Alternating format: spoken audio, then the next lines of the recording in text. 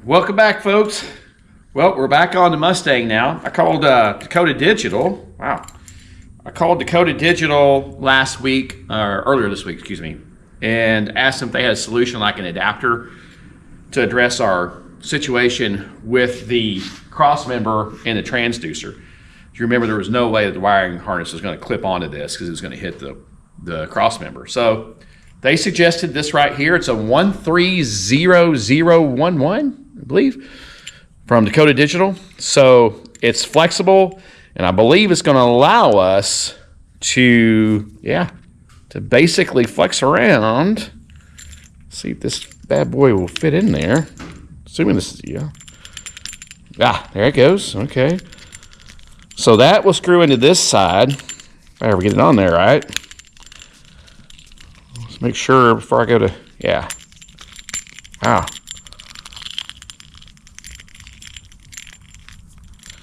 Definitely want to test it before I go. Yeah. Get on there, baby. Okay, it's going on, but man, it's tight. That's why I put that transmission grease on the threads. Okay, so it will go on there. Now we just need to get this side, go on this, see how it fits in there, and then we'll probably have to figure out how to keep this secure. We get this on, and then obviously screwed on more. And then screw this on, but let's see if this is going to work. Oh, man. All right, now I need to get my pliers. Okay, I got this thing started, but even at that, it wasn't a cakewalk. It took some finagling, man, and I'm glad I put that transmission grease on those threads. I'm about to tighten it, but, I tried flexing this thing over back towards the front of the car. It was going to put this adapter, this cable, at an extreme bind, and I know where that's leading to. So what I'm going to do after I get it tightened, I'm going to put the harness on that goes here, that goes up to the control box, but it's just wires. So we're going to mount it here, and then we'll run those wires back across and up where actually from here, probably, back across to where the speedo cable went through the bottom of the floor pan. So now I'm gonna get this thing tightened. We'll get that harness on, and then we'll run it to the top of the engine, to the top of the car.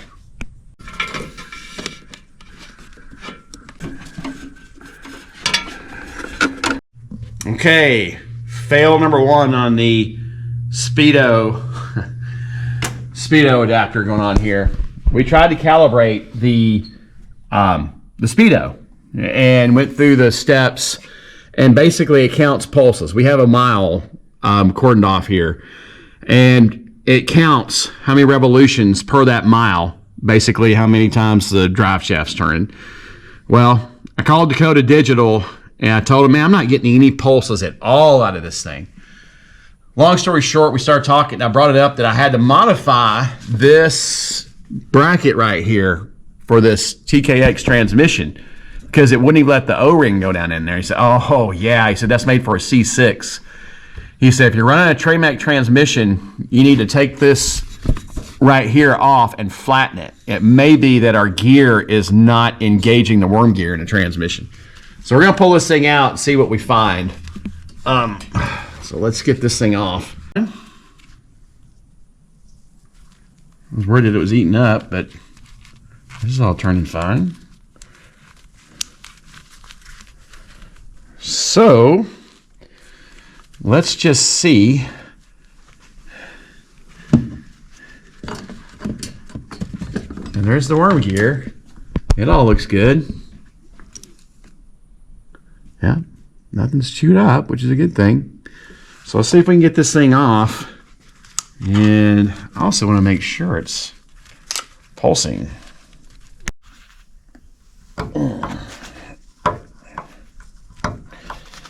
Whew. Oh, man. All right, let's see if we can flatten it now, maybe. Oh, man. Okay. Of course, we got one.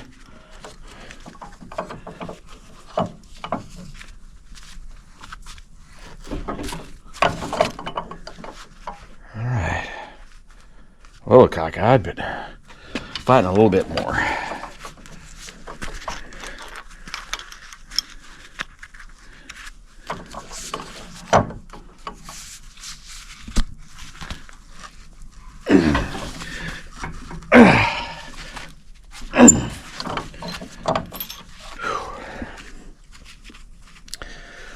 I don't know, Houston.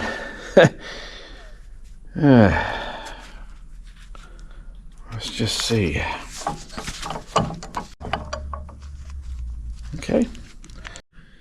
Okay, I figured out what's going on here. So this is where our link is not happy. So if you see in here, there is the little square drive as part of the cable assembly. Okay, and that right there, cable on the VSS, this screws into that. Okay, right here, screws into that. Well, just like a speedometer cable. That's what it does. But although I got the gear to go in, I flattened that piece like he said. Flattened it right there. It went in further. Well, that's not going far enough, and I'm about to show you what's going on here. So, all right, Trish, go ahead and start it up and put it in first gear again and just let on the clutch.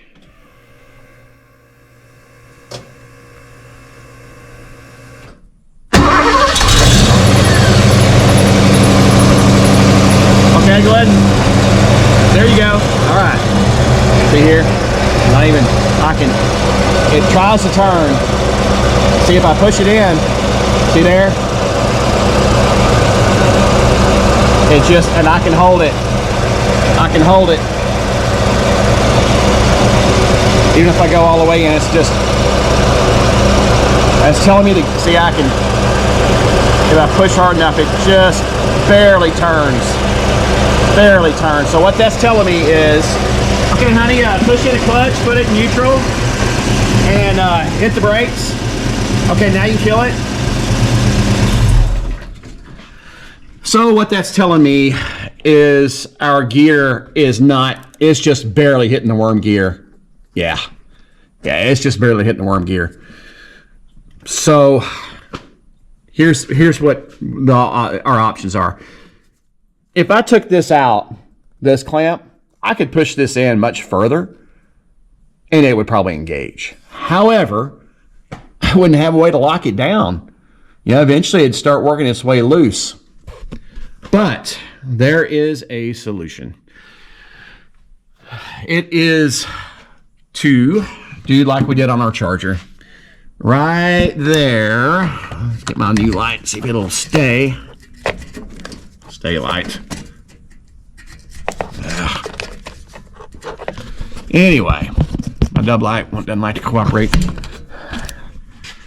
Maybe I can get it to go right here. So if you see that with the orange plug on it, that is for an adapter, another adapter for the speed sensor. That's how we had to do our charger. So what we'll do is, I've already got the part number from Dakota Digital. Unfortunately, we're gonna have to order another adapter and take this one out.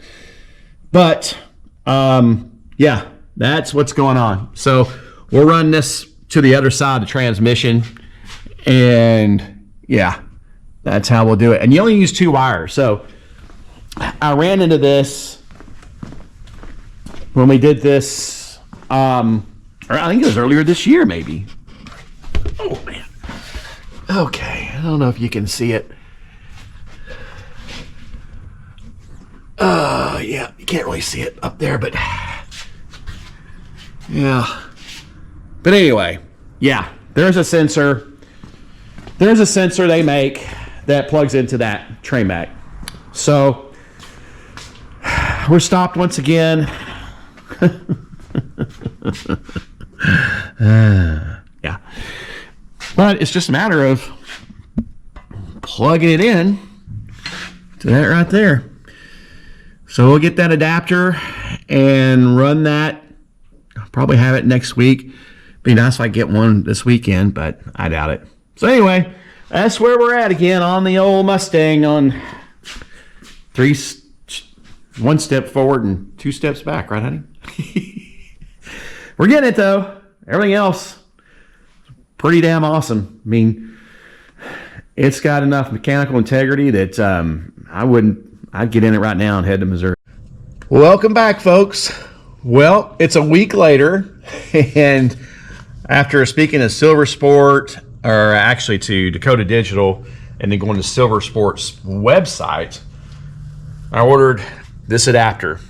This adapter is from Silversport for the Tramac, and it is part number ELA-19157. Speed sensor connector for 4 Mopar Tramac TKO, TKX, and all Magnum 6-speed. So we're gonna connect this in on, this is on your passenger side, goes right here.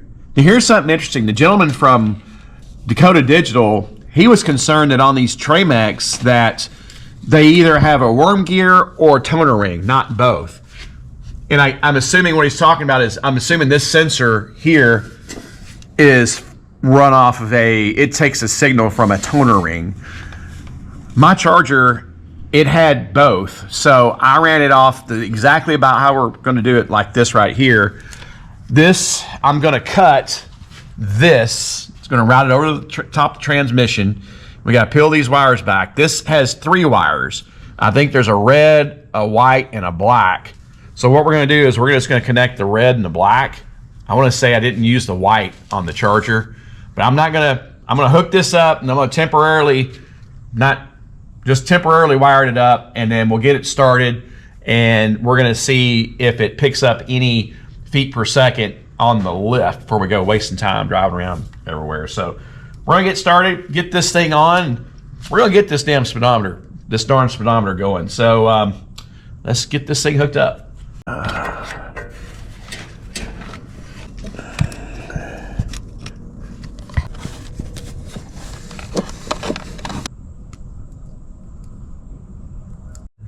All right, so again, I just put some connectors on here temporarily where I can swap them around.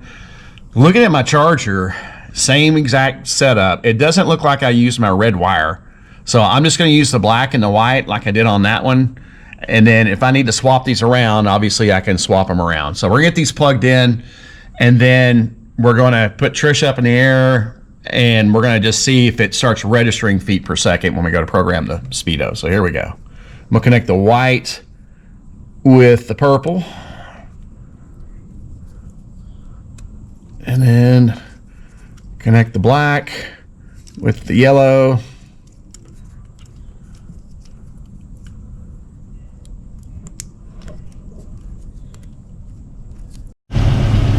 All right, so I got Trish in the air right here. We've got it set. Is it pulsing? Ha ha! Now it's counting. Woo! Hell yeah! All right, so now, as you can see, we've got pulses where it's actually counting. Now we can calibrate this speedo. So, Trish, good job, honey. If you would, just go ahead and shut it off. All right, so, great. All right. Now, we get this thing back in the air, and I'm going to permanently wire it up how it is. And then we're going to get ready to take this thing and calibrate the speedo out here on our marked 1 mile. So here we go. Okay, we now have a speedometer. All right, finally. Woo! Okay, now I've got to calibrate this fuel. Of course, it's saying low fuel. We just put 5 gallons in it. It's way out of whack. So we're going to calibrate the fuel and play with that. And then we'll be working on the blinker situation. So now we've got a speedo. All right, here we go. All right, now we got our gas gauge calibrated. Looks like we put the 73-10 ohms for a Ford per the instructions. I had to make an adjustment on the sending unit. When I filled it up, well, I wasn't sure it was filled up. I put another 5 gallons in it, and I think we were pretty close, but I was off just enough that it sent a triple E on the Dakota digital gauges. So we looked that up, and it said could be a wire came out of the box, open circuit, or out of range, meaning the sitting unit. And I said the only thing I did was I put more fuel in it, and it tripped it, said, hey, it's a triple E. I thought, no, I need to make an adjustment. All I had to do was just make an adjustment on the sitting unit on the Holley EFI fuel tank, and now it's full. The gauge says it's full. Yes. So Speedo, gauge. Now, last but not least, let's go over here and I'll show you guys what we got to work on next. Hopefully, I think this is the last thing, and we're going to try to get it done today, and Barry's going to be ready to come get this thing. So, as you can see, we got a full tank. Thank you very much. So, we got a full tank. Everything's working, but if you turn the blinkers on, now you hear it, like I said in another video, you can hear it blinking. You go back here in the back, the blinkers are working on the car. But you see what we got. We've got LEDs, and it's not sensing a load. So I'm going to attach a picture. Dakota Digital sent me a schematic. It's very, very easy. I'm going to put that in this video, but I've got to start wiring up a resistor to go into both the left and the right circuits for the dash on the Dakota Digital, and then we should have some blinker action. So let's get started. So I've never really soldered at all before. I'm a terrible solderer, but I bought this kit from Harbor Freight, the helping hands with LED lights. It's got the little things that hold your, say I'm doing a resistor right here, and the wire. And then I bought the little welding soldering iron kit, Chicago Electric Welding 100-watt soldering kit. I cannot believe I actually successfully soldered this. So highly recommend if you want to solder something, Harbor Freight Welding and the helping hands, the Chicago pneumatic 100-watt. Okay, this kit I bought from Harbor Freight seems to be working pretty good. I've got one side soldered here on the resistor. Now I'm going to solder this side here, and then I'm going to do the same for this side. I'm going to do another wire on that side. So let's see how it goes. All I can say is, folks, don't drink too much coffee before you do this.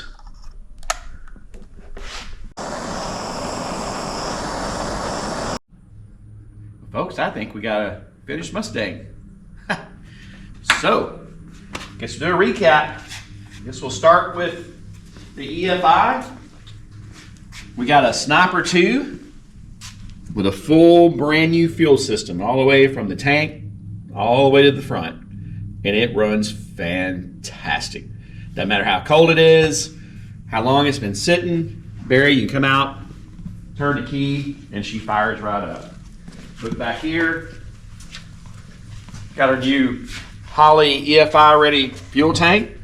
We did a final calibration on the fuel pump sending unit that goes to Dakota Digital, but it's all in and it works like a champ, no leaks. Moving to the bottom or to the middle of the car, well, we've got now fully functioning shifting Tremec TKX 5-speed, and it shifts fantastic. And then to top it all off, we've got a Dakota Digital instrument cluster, fully functional now. We have a fully functional speedometer. We got a fully functional gas gauge, and oil pressure, temperature, volts, and everything. And now our blinkers, as you can see, are now fixed. So now they blink inside like they're supposed to. And it just runs. So now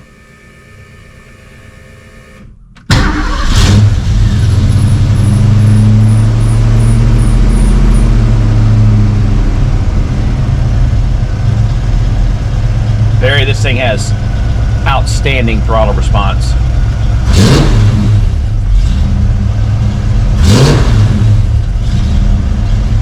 So now it just needs to learn, needs to be driven. So now the only thing left to do in this car is just drive it and enjoy it. Let the EFI learn. So, been a long journey on this car.